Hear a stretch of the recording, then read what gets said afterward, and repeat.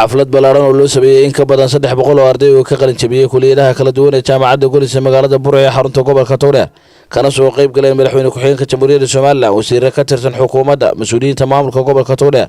waalidiin arday iyo marshar fadan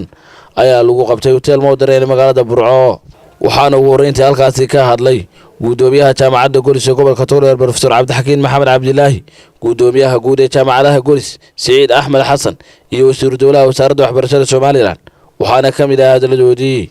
mudane madaxweyne waxa kan u fadhinaa 9 kuliyadood oo kala duwan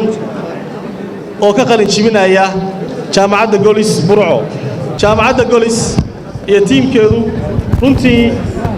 waxay qayb weyn ka yihiin ama door weyn ay ka qaataan waxbarashada iyadoo ay tahay silsilad dheer oo isku xidhan dugsi hoose ilaa jaamacad qalinjabintii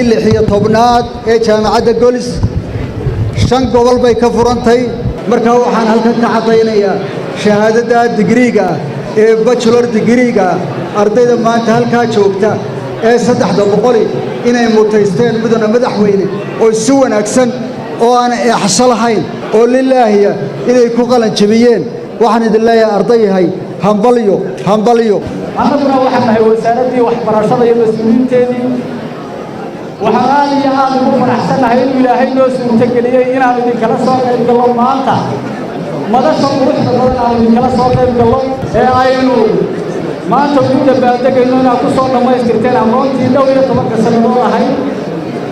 ee ku qalin jabinaysaa waxaan Ilaahay idinka baryaynaa adduunyo waxa aad u barateen iyo aakhiro waxa aad u barateenba in Ilaahay idinku aqbalo waxa iyaguna halkaasi ka hadlay wasiirka ka tirsan xukuumadda gudoomiyaha gobolka Togdheer duqa degmada Burco waalidiin arday iyo marshar fadan iyagoona u hambaliyay ardaydan qalin jabisay ugu dambeyntii munaasabadan ayaa wax soo gunaanaday madaxweyne ku-xigeenka Soomaaliland Cabdiraxmaan Saylici waxaan hambaliyo iyo ducaa iyo bogaadin u dirayaa dhammaan ardayda maanta ka qalin jabisay waxaan leeyahay hambaliyo waxaad soo gaadheen ood ka mid noqoteen maanta laga bilaabo aqoon-yahanada Jamhuuriyadda Soomaaliland soo kordhay qaranna wuxuu hore u maraa hadba inta aqoon-yahan u leeyahay waxaan aad u bogaadinayaa jaamacadda Golis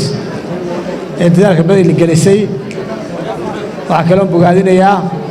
waalidiintii nuu soo tabcay ee muddo dheer ni soo adkaystay inay ka soo gaadhaan gabagabadii madaxweyne ku-xigeenka ayaa halkaasi shahaadooyin ku gudoonsiyay ardaydii qalin jabisay Ibrahim Faarax Macaan iyo Cable TV Burco.